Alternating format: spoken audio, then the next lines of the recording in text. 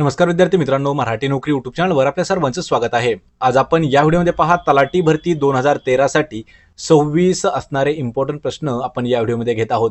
मित्रांनो, हे जे 26 प्रश्न आहेत हे आपल्याला तलाठी भरतीमध्ये 2019 ला विचारण्यात आलेले प्रश्न आहेत। यापूर्वी आपण जवळपास 13 व्हिडिओ घेतलेले आहेत पहा तलाठी भरतीवरती, जे की मागील परीक्षेला विचारण्यात आलेले आहेत। त्याची लिंक मी तुम्हाला डिस्क्रिप्शनमध्ये दिलेली आहे। हे जे प्रश्न आहेत हेच प्रश्न आपल्याला नेहमी विचारले जाणारे प्रश्न असतात। आपल्याला या व्हिडिओची जर पीडीएफ डाउनलोड करायची असेल तर मराठी नोकरी या नावाने आपलं टेलिग्राम चॅनल आहे, त्याची लिंक मी तुम्हाला डिस्क्रिप्शनमध्ये देत आहे। त्या ठिकाणी जाऊन आपण टेलिग्राम चॅनलला जॉईन करायचं आहे। मराठी नोकरी यूट्यूब चॅनलवरती जर नवीन असाल तर लगेच आपल्या मराठी नोकरी यूट्यूब चॅनलला सबस्क्राइब करा, म्हणजे याच पद्धतीने तुम्हाला डेली क्वेश्चन आन्सरचे व्हिडिओ पाहायला मिळतील। चला तर व्हिडिओला सुरुवात करूया।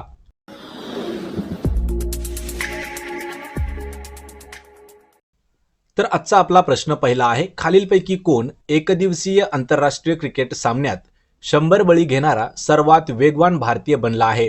मित्रांनो, प्रश्नाचं जर उत्तर येत असेल तर 3 ते 5 सेकंदामध्ये आपण प्रश्नाचं उत्तर कमेंट करून द्यायचं आहे, म्हणजे आपलं रिव्हिजन या व्हिडिओमध्ये होऊन जाईल। तर पहा, खालीलपैकी कोण कशामध्ये एकदिवसीय आंतरराष्ट्रीय क्रिकेट म्हणजे ओडीआय मध्ये 100 बळी घेणारा पहिला वेगवान भारतीय कोण आहे? आणि याचं उत्तर आहे पहा पर्याय क्रमांक 4, तर मोहम्मद शमी हा जो आहे हा भारतातील असा पहिला फास्टर बॉलर बनला आहे की जो वन डे मध्ये 100 विकेट घेणारा प्लेयर ठरला आहे। पर्याय क्रमांक 4 आपलं योग्य उत्तर होईल। प्रश्न 2 आहे, कोणत्या शहरात राष्ट्रकुल खेल स्पर्धा 2022 आयोजित केल्या गेल्या होत्या? मित्रांनो, हा प्रश्न देखील महत्त्वाचा आहे। पहा, करंट अफेअर्स 2022 ला हा प्रश्न येऊ शकतो, कारण राष्ट्रकुल खेल स्पर्धा ज्या आहेत ह्या कोणत्या शहरात आयोजित केल्या होत्या? याचं उत्तर आहे पहा पर्याय क्रमांक 1, बर्मिंगहॅम या शहरामध्ये राष्ट्रकुल क्रीडा स्पर्धा 2022च्या आयोजित केलेल्या होत्या। पर्याय 1 आपलं उत्तर होईल। प्रश्न 3 आहे, फेब्रुवारी 2019 मध्ये पंतप्रधानांनी महाराष्ट्रामध्ये खालीलपैकी कोणत्या ठिकाणी आदिवासी विद्यार्थ्यांसाठी रहिवासी शाळेचे एकलव्य मॉडेल समर्पित केले होते? याचं उत्तर होईल पहा पर्याय क्रमांक 3, तर नांदेड या शहरामध्ये 2019च्या फेब्रुवारीमध्ये पंतप्रधानांनी एक आदिवासी विद्यार्थ्यांसाठी एक रहिवासी शाळेचं एकलव्य नावाने मॉडेल जे आहे हे समर्पित केलं होतं नांदेडमध्ये। पर्याय 3 आपलं उत्तर होईल। प्रश्न 4 आहे, 2019 मध्ये नॅशनल इन्स्टिट्यूट ऑफ डिझाईनचे मध्य प्रदेशातील भोपाळ आणि डॅशमधील जोरहाट या ठिकाणी उद्घाटन करण्यात आले होते। मित्रांनो, हे जे सर्व प्रश्न आहेत आपण हे 2019च्या तलाठी भरतीसाठी पाहत आहोत। आपण लवकरच एक मराठी तर आपण मराठी करंट अफेअर्स वर देखील एक सिरीज सुरू करणार आहोत।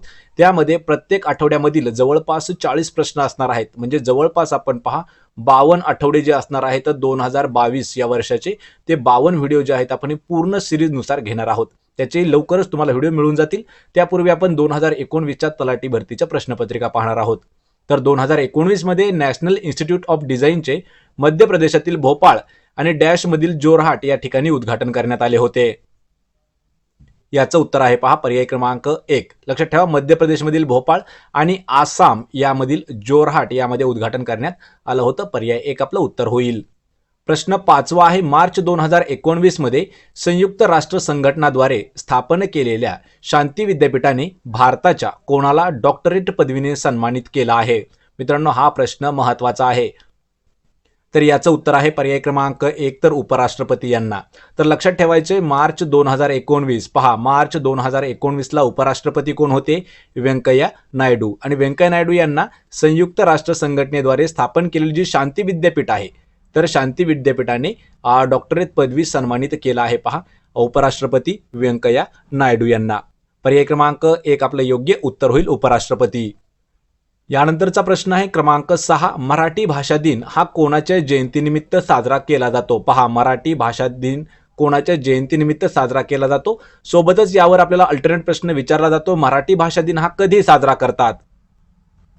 तर याचं उत्तर आहे पहा पर्याय क्रमांक 3, तर कुसुमाग्रज यांच्या जयंतीनिमित्त मराठी भाषा दिन हा साजरा केला जातो। पण कधी केला जातो लक्षात ठेवायचे, 27 फेब्रुवारी या दिवशी हा मराठी भाषा दिन म्हणून साजरा करतात। जयंती कोणाची असती? तर कुसुमाग्रज। यावर अजून एक प्रश्न तयार होतो की कुसुमाग्रज हे कोणाचं नाव होतं? पहा, किंवा एक आपल्याला नाव दिलेलं असतं, तर कुसुमाग्रज टोपण नाव हे कोणाचं होतं? लक्षात ठेवायचंय, शिरवाडकर, विष्णू वामन शिरवाडकर यांचं नाव होतं कुसुमाग्रज आणि यांच्या जयंतीनिमित्त मराठी भाषा दिन हा साजरा केला जातो 27 फेब्रुवारीला. पर्याय क्रमांक 3 आपलं योग्य उत्तर होईल. प्रश्न 7वा आहे, खालीलपैकी विरुद्धार्थी शब्द ओळखायचा आहे. या ठिकाणी थोरला हा शब्द दिलेला आहे, तर याचा आपल्याला विरुद्धार्थी शब्द सांगायचा आहे आणि याचा उत्तर होईल पहा पर्याय क्रमांक 2 तर धाकटा. पहा, थोरला म्हणजे कोण? मोठा, आणि धाकटा म्हणजे कोण? तर लहान. या ठिकाणी लहान आणि मोठा विरुद्धार्थी शब्द होतो, त्यामुळे थोरला म्हणजे मोठा, धाकटा म्हणजे लहान. पर्याय क्रमांक 2 आपलं योग्य उत्तर होईल. प्रश्न 8वा आहे, खालील वाक्प्रचाराचा योग्य अर्थ सांगायचा आहे. या ठिकाणी वाक्प्रचार आपल्याला दिलाय, उडत्या पाखराची पिसे मोजणे या वाक्प्रचाराचा अर्थ. याचं उत्तर होईल पहा पर्याय क्रमांक 2 तर अत्यंत अवघड काम चतुराईने करणे, म्हणजेच पहा आपण म्हणतो उडत्या पाखराची पिसे मोजणे. ऑप्शन क्रमांक 2 आपलं योग्य उत्तर होईल. प्रश्न 9वा आहे, 2018 मध्ये ध्रुपदांगी कथ्थक यावरील अद्वितीय नृत्य रेसिडेन्सी उत्सव कोणत्या ठिकाणी आयोजित केला गेला होता? प्रश्न महत्वाचा आहे हा देखील पहा. 2018 मध्ये ध्रुपदांगी कथ्थक यावर अद्वितीय नृत्य रेसिडेन्सी उत्सव कोणत्या ठिकाणी आयोजित केला होता? आणि याचं उत्तर आहे पहा पर्याय क्रमांक 3 तर औरंगाबाद या ठिकाणी उत्सव जो आहे तो आयोजित केलेला होता. पर्याय 3 आपलं उत्तर असेल. प्रश्न 10वा आहे, 26 फेब्रुवारी 2019 रोजी पाकिस्तानमधील कोणत्या आतंकवादी छावणीवर भारतीय वायुसेनेने हल्ला केला होता? मित्रांनो, प्रश्न महत्वाचा आहे पहा. जो 14 फेब्रुवारी 2019 या दिवशी पुलवामा अटॅक झाला होता, लक्षात ठेवा.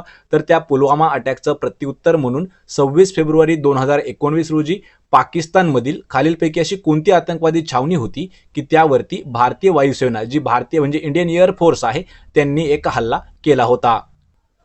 तर या प्रश्नाचं उत्तर आहे पहा पर्याय क्रमांक 2 जैश ए मोहम्मद हा आतंकवादी जी छावणी होती त्याची, त्यावरती पहा 26 फेब्रुवारी 2019ला इंडियन एअर फोर्सने हल्ला केला होता. पर्याय 2 आपलं उत्तर होईल.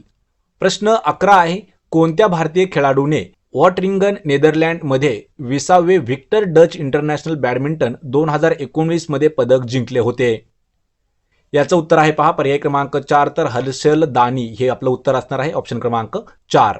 प्रश्न 12 आहे, खालीलपैकी विरुद्धार्थी शब्द ओळखायचा आहे. या ठिकाणी तीक्ष्ण या शब्दाचा विरुद्धार्थी शब्द आपल्याला सांगायचा आहे. मित्रांनो, प्रत्येक प्रश्नाचं उत्तर कमेंट करून देत चलत राहा, म्हणजे आपल्याला रिव्हिजन याच ठिकाणी होत राहील. तर याचं उत्तर होईल पहा पर्याय क्रमांक 4 बोथट. लक्षात ठेवा, तीक्ष्ण या शब्दाचा विरुद्धार्थी शब्द होतो बोथट. पर्याय क्रमांक 4 आपलं उत्तर होईल. प्रश्न 13 आहे, भारतीय संविधानाचा कोणता अनुच्छेद उच्च न्यायालयाच्या न्यायाधीशांची नेमणूक करताना राज्यपालाचा सल्ला घेतला जावा असं नमूद करतो? प्रश्न महत्वाचा आहे, कारण हा प्रश्न आपल्याला विचारण्यात जातो पहा. एक वेळा कधी कधी हा प्रश्न आपल्याला नागरिक शास्त्रामध्ये सुद्धा विचारण्यात येतो आणि हाच प्रश्न आपल्याला संविधानावर देखील विचारण्यात येतो. तर पहा प्रश्न काय आहे, तर भारतीय संविधानाचा असा कोणता अनुच्छेद आहे की त्या अनुच्छेदामध्ये उच्च न्यायालयाच्या न्यायाधीशांची नेमणूक करताना जो राज्यपाल असतो म्हणजे गव्हर्नर असतो त्यांचा सल्ला घेतला जावा असं नमूद केलेलं आहे? याचं उत्तर आहे पर्याय क्रमांक 3 तर अनुच्छेद 217 मध्ये नमूद करण्यात आलेला आहे पहा, राज्यपालाचा सल्ला घेतला जावा. कशासाठी? तर उच्च न्यायालयाच्या न्यायाधीशांची नेमणूक करताना. पर्याय 3 आपलं उत्तर होईल. प्रश्न 14 आहे, 13 एप्रिल 2019 रोजी खालीलपैकी कोणी जालियनवाला बाग हत्याकांडाच्या शताब्दीला श्रद्धांजली देण्यासाठी राष्ट्राचे नेतृत्व केले होते? मित्रांनो, हा प्रश्न महत्वाचा आहे पहा. तर जालियनवाला बाग हत्याकांड जो आहे हा 1919 साली घडलेला होता. तर याच हत्याकांडाच्या शताब्दीला श्रद्धांजली देण्यासाठी राष्ट्राचं नेतृत्व कोणी केलं होतं? तर याचं उत्तर होईल पहा पर्याय क्रमांक 2 भारताचे उपराष्ट्रपती यांनी राष्ट्राचं नेतृत्व केलं होतं. तर पहा त्यावेळी कोण होते उपराष्ट्रपती? तर व्यंकय्या नायडू हे जे आहेत हे त्या म्हणजे 2019च्या एप्रिलमध्ये उपराष्ट्रपती होते. पर्याय 2 आपलं उत्तर होईल. प्रश्न 15 आहे, डॅश हा जिल्हा सागरमाला परियोजनेच्या अंतर्गत नियोजित दक्षिण कोकण कोस्टल इकॉनॉमिक झोनचा एक भाग आहे? मित्रांनो, पाठीमागच्या व्हिडिओमध्ये आपण पहा, लक्षात ठेवा या ठिकाणी दक्षिण दिलेला आहे, त्या ठिकाणी पहा उत्तर कोकण असं दिलेलं होतं. तर या प्रश्नाचं उत्तर आहे पहा पर्याय क्रमांक 2 सिंधुदुर्ग. पहा, सिंधुदुर्ग हा जो जिल्हा आहे हा सागरमाला परियोजनेच्या अंतर्गत नियोजित दक्षिण कोकण कोस्टलचा इकॉनॉमिक झोन जो आहे त्याचा एक भाग आहे. पर्याय 2 सिंधुदुर्ग आपलं उत्तर होईल. प्रश्न 16 आहे, कोणत्या वर्षामध्ये मुस्लिम लीग व काँग्रेस यांच्या दरम्यान लखनौ करारावर स्वाक्षरी करण्यात आली होती? आणि या प्रश्नाचं उत्तर आहे पर्याय क्रमांक 3 1916. मित्रांनो हा प्रश्न इतिहासातील महत्त्वाचा प्रश्न आहे. तर पहा 1916 या साली मुस्लिम लीग आणि काँग्रेस यांच्या दरम्यान लखनौ करारावरती सह्या करण्यात म्हणजे स्वाक्षरी करण्यात आल्या होत्या. पर्याय 3 आपलं उत्तर होईल. प्रश्न 17 आहे भारतीय घटनेचा कोणता अनुच्छेद सर्व भारतीय सेवांना हाताळतो. पहा भारतीय घटनेचा असा कोणता अनुच्छेद आहे की तो सर्व भारतीय जे काही सर्व्हिस आहेत त्यांना हाताळतो. उत्तर आहे पर्याय क्रमांक 4 अनुच्छेद 312. हा जो आहे हा सर्व भारतीय सेवांना हाताळतो पहा अनुच्छेद. पर्याय क्रमांक 4 312 आपलं उत्तर असेल.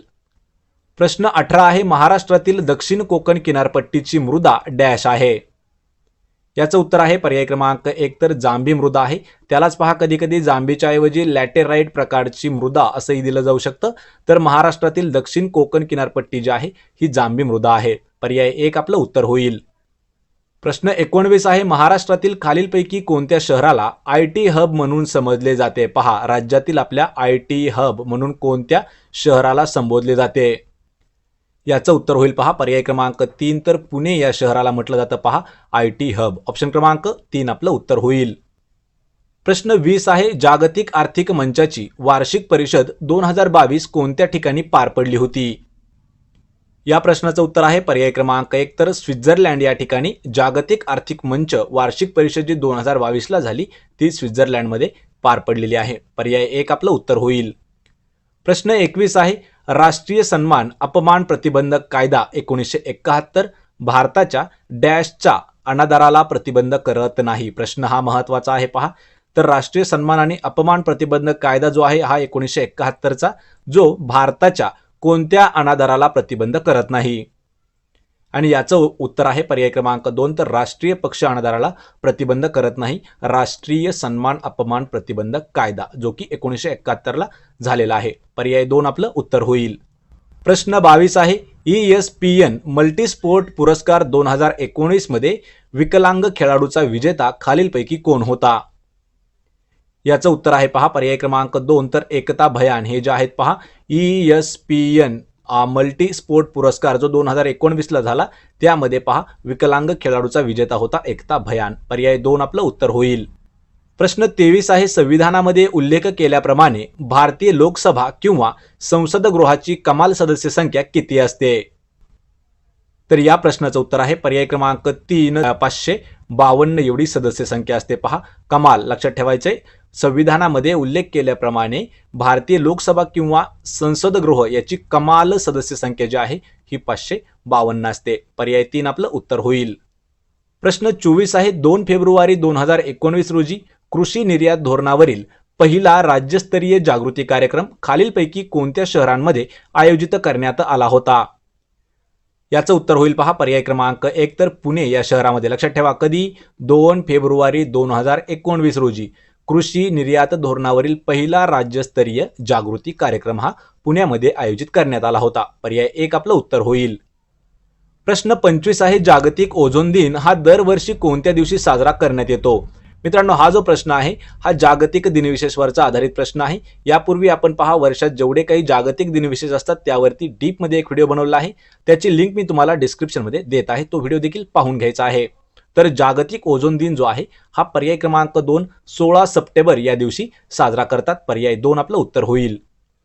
प्रश्न 26 आहे जागतिक कुस्ती स्पर्धा 2022 मध्ये बजरंग पुनियाने कोणते पदक पटकावले आहे. याचं उत्तर होईल पहा पर्याय क्रमांक 2 तर कांस्य पदक. लक्षात ठेवा जागतिक कुस्ती स्पर्धा जी 2022 ला आयोजित करण्यात आली होती त्यामध्ये कुस्तीपटू बजरंग पुनिया यांनी कांस्य पदक पटकावलं आहे. पर्याय 2 उत्तर होईल. तर मित्रांनो हे होते पहा आपले 26 जीकेचे प्रश्न की जे आपल्याला तलाठी भरती 2019 ला विचारण्यात आलेले होते. मित्रांनो आपल्याला जर हा व्हिडिओ आवडला तर व्हिडिओला आपल्या लाईक करा, मित्रांमध्ये शेअर करा आणि आपल्या मराठी नोकरी यूट्यूब चॅनलला सबस्क्राईब करा. सोबतच डेली करंट अफेअर्स आणि प्रत्येक व्हिडिओची PDF फ्रीमध्ये मिळवायची असेल तर मराठी नोकरी या आपल्या टेलिग्राम चॅनलला देखील जॉईन करा. त्याच्या लिंक मी तुम्हाला डिस्क्रिप्शनमध्ये देत आहे. आपण भेटूया पुढच्या एका अशाच नवीन व्हिडिओमध्ये. तोपर्यंत जय हिंद, जय महाराष्ट्र.